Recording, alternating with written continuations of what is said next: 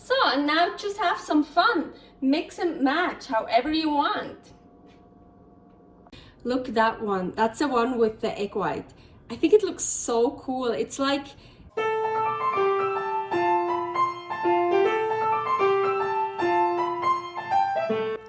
Carnivore Girl's Creative Carnivore Kitchen.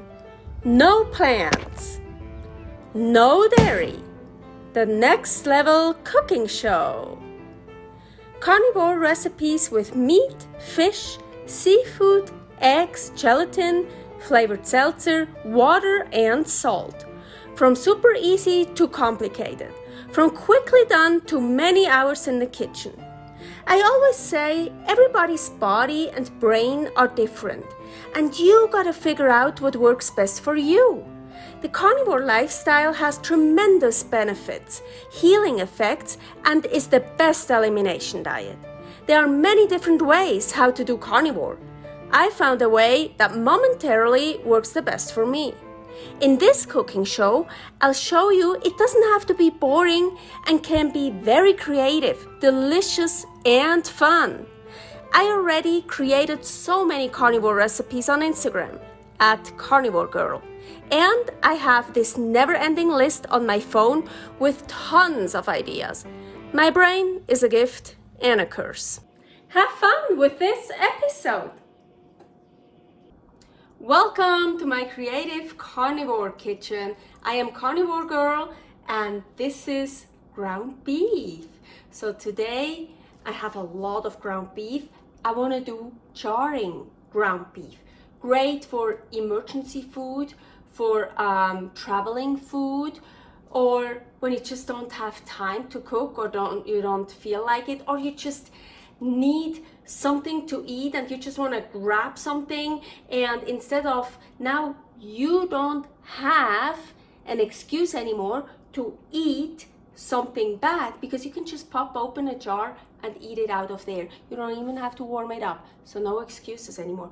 So this is like emergency slash travel slash no time food, and today jarring ground beef, but not only ground beef, with a lot of other delicious carnivore foods. But first off, I want to say I apologize. I hope you can see me. Yeah, you can, but I mean, my circle light that's like up here, well, it's still here, but it doesn't work anymore. I already ordered a new one and it should arrive today at 10 p.m. Yeah, but I wanna get started because jarring usually takes some time. For jarring, you wanna work as clean as possible. I cleaned everything. I cleaned my hands. I rinsed out all the jars here and the lids and the rings with hot water. And here is my ground beef. It's ready here, and these are the things I want to add with it. So we have some Iof round is very lean beef, and jarring lean meat is not that fun. It's not that tasty. It has much more flavor, of course, like always, with some fat. So my ground beef is 73%, so it's very fatty. So this is perfect to mix with it. And yeah, of course, this is lean too. Fish, we have pollock and swai, salmon, chicken breast, also very lean, great to mix with that. Eggs, egg whites, and here I have raw lamb meat from a leg of lamb, and here it's kind of partially cooked because, well, I made the leg of lamb, still very rare, but I have so much meat from that leg of lamb. I also want to use some for jarring. I even have more. Maybe I'm gonna add more. Do you need any salt for jarring? No, you don't have to. But I love salt. I like salt, so I want to add some. And no, you don't even need special canning and pickling salt. Do you know why? This is not even special salt. It's just ingredients, salt. So yeah, of course you can use this, but you don't have to. You can use any salt you want as long as it's pure. So like for example, sea salt or Himalayan pink salt, just as long as it's pure, just any regular salt. Table salt is not regular salt because it has bullshit in it. So actually, table salt should be the special salt. So we don't need special salt, just regular salt. So one jar, I just want to fill up with just the ground beef. And I'm gonna push it a bit down, but not like totally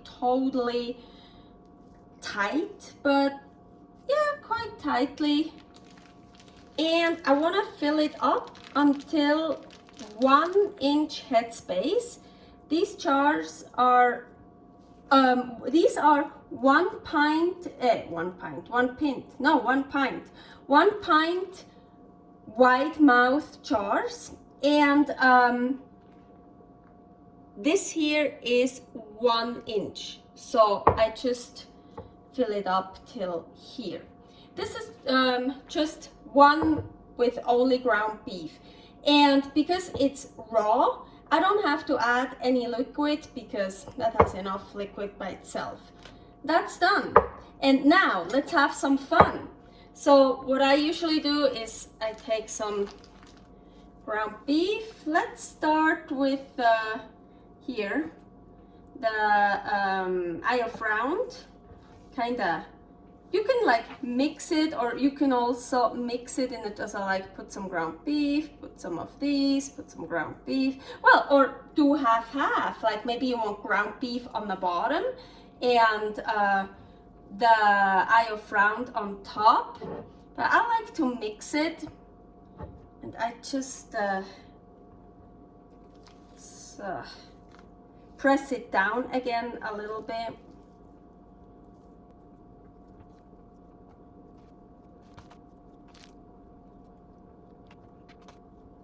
So, and now just have some fun. Mix and match however you want. Okay, I want to mix one with egg whites. Those are pasteurized egg whites in a carton. Just gonna put some in here.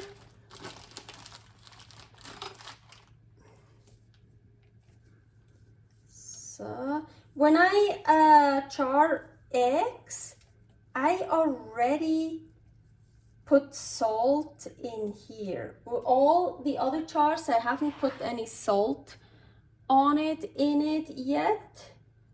I don't know, with the eggs, I just do that directly. So now I could blend it, I can do whatever. I think I just wanna just kind of mix it with a fork. Yeah.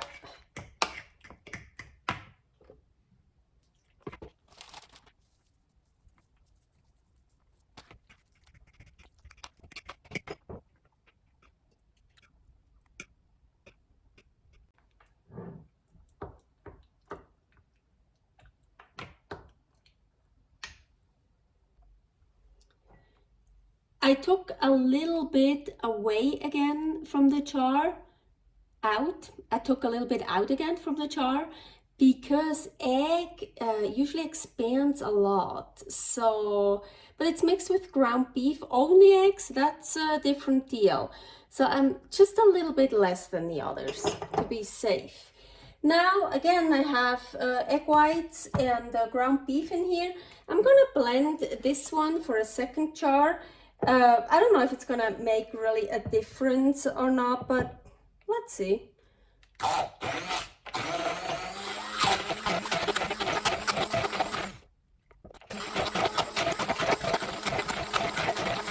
I just realized something that could be very important. So usually we have ball mason jars, and they have these measurements on it, like 100, 200, 300, and even here 2, I think these are ounces, yeah, 2, 4, 6, then 1 cup, 10, 12, and here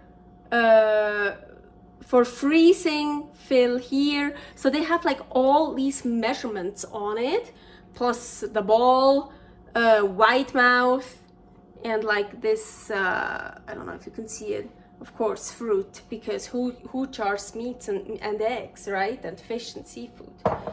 Today, no seafood. Well, fish is a seafood anyway. So, but Paul bought actually by accident Kerr, or I don't know how you, Kerr, Kerr, self-sealing, white mouth mason jars. The same, 1 pint white mouth, totally works, doesn't matter. But I don't see any of the measurement things. For right now, I don't care, I just fill in up till here. But for only eggs and stuff, or you might need them. So just so you know, I definitely prefer the ball because, yeah, they have all these measurements on it. So now I wanna fill one up with whole eggs. I have 3 whole eggs in here, and what I usually do is I blend the eggs and then I blend it with the meat, or I just blend the eggs and put some of the ground beef in it, mix it, kind of fill it in. But this time I was thinking I just wanna use the fork. So I'm just gonna, again, I already wanna add salt. So, and I'm not gonna use a lot, 3 eggs. Usually I think I use more eggs for 1 jar. But now I want more ground beef than eggs, kinda, or half, I don't know. So I think I'm just gonna,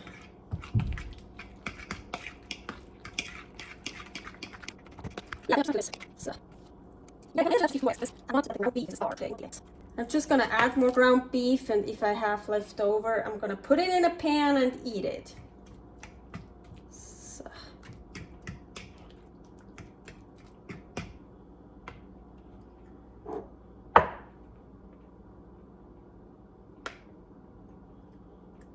And yes, I actually have one of those. Maybe now this comes handy, I just never use it. Oh, maybe I'm pretty good with the amount. Wow. Yeah. Oh, actually, no. Oh, perfect. Okay, I'm done filling up the jars. What the fuck is this doing here? I mean, we are jarring ground beef today, right? Yes, I am trying to also jar only egg. These are blended eggs, 5, almost 6. And every time I try this, an explosion happens. Yes, so only 1 jar this time, and I made sure I have a ball jar because that's why now I actually need those, because I remember I filled it up a bit over 300 and it was way too much, as it was too much. And now it's below 300. So I want to see if this works. Here, egg, okay.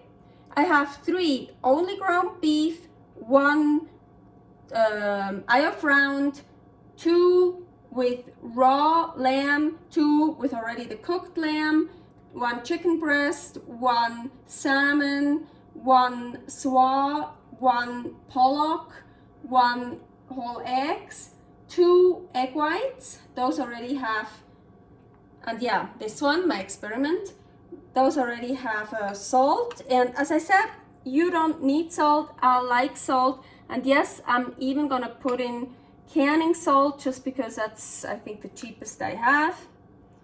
Use whatever salt you like as long as it's pure, and you shouldn't use any other salts anyways.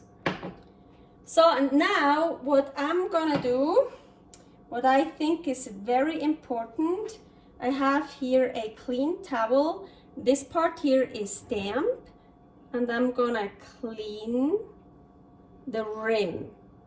And then I'll take a part that's dry and I go over it again. Then I can also feel if there is an imperfection or a grain of salt on it or something. And then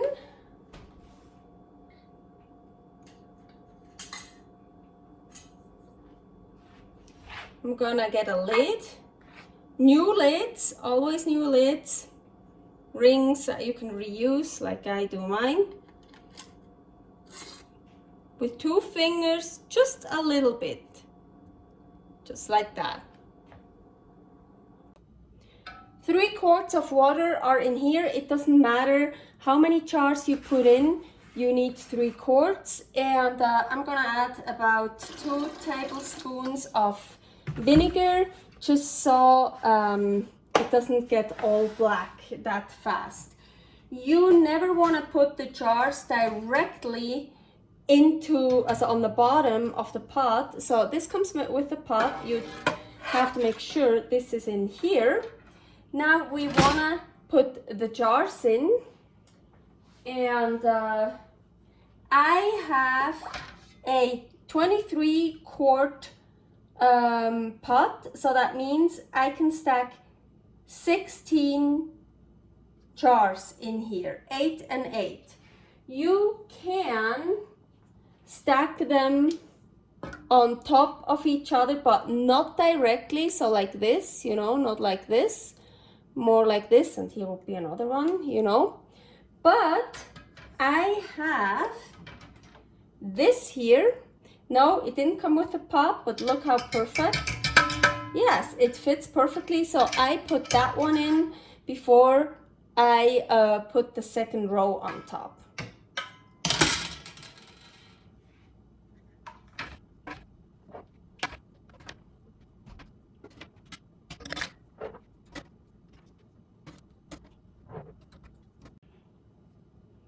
I also made sure the ones I think could explode, well, not the jar is gonna explode, but the lid will lift up, like especially that one here, my experiment. I put them on the top row, so I don't wanna happen, I want the explosion not happen in the down row, would be probably much worse. So now I filled it all up. You wanna check, always check if you can see through the vent. So yeah, I can see through it. Also, I usually check this here, and yeah, everything looks good. So we have an arrow here, an arrow there, arrow to arrow. And then close it up. Turn the heat on the highest, and then I wait until I have a steady stream coming out of the vent. And when it's a steady stream, I'm gonna start my timer for 10 minutes. Okay, I have a steady stream here coming out since 10 minutes. Now I'm gonna put that one on, the weight. Also this one here popped up.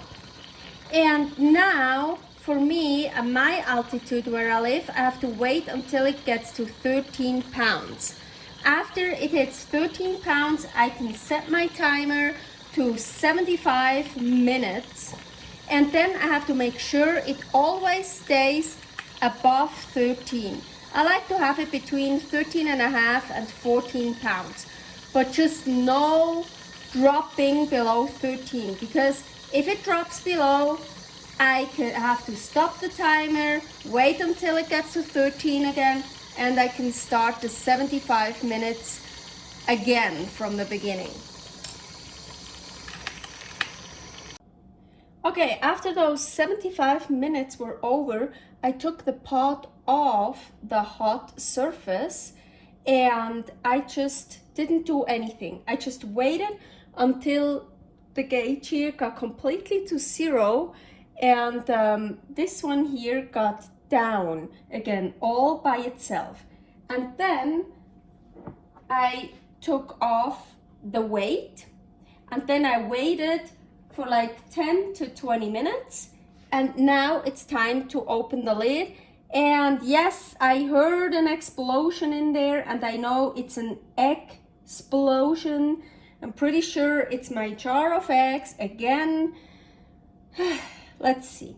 Okay, be careful with opening it. A lot of hot steam will come out, so pull the lid towards you. Ooh. Actually, not that much came out. Ooh, where is it? It's the middle one.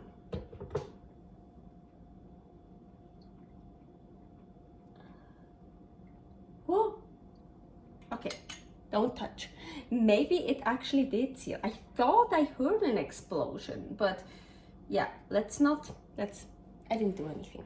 Okay, so I opened the lid, and now I'm just gonna wait 10 minutes again, and then I'll take them out and let them cool down on my wooden cutting board here until tomorrow. But yeah, finally I got a pot full of no eggs. No explosion today. Super happy. So the day after, what did I do? First, I took all the rings off, very important. And then I cleaned all the jars everywhere and labeled them. Yes, here, my experiment. I already went to bed. Paul told me suddenly at night it went pop. And yes, it opened. But look at it, almost. I almost got it. I will still, it looks kind of funny. I will still try to figure out a little bit less. I have to fill up a little bit less, and then I get it right. I think this is jar number 14 that didn't seal. At least this time I didn't get an explosion. So, oh yeah, I forgot to show you, sorry. I took them out, of course, and after about 10-20 minutes, after I opened the lid, so I took them out like this, just set them here and let them be. Didn't do anything until just now, until the next day. And and also what I did, very important, the seal test. The seal test, you see here, this is the lid. And I'm gonna hold on only to the lid, not the jar. So, perfectly sealed. That's the seal test. So, and this is how I like to store my jars, but first, really quickly, look at that one. That's the one with the egg white. I think it looks so cool. It's like a little bit of a pinkish color. It looks so cool. Anyways, so you can totally store them like this, but not directly on top of each other, because it would put way too much pressure on it. But as I said, this is for me the easiest way. I just put them back in those cardboard boxes that the jars came in, and then I like to put 2 on top of each other. They say you can put up to 3, but 3 I feel is a little bit too much. And now the weight is distributed through everything, so it's not too much weight on just one jar. So like this, that's totally okay.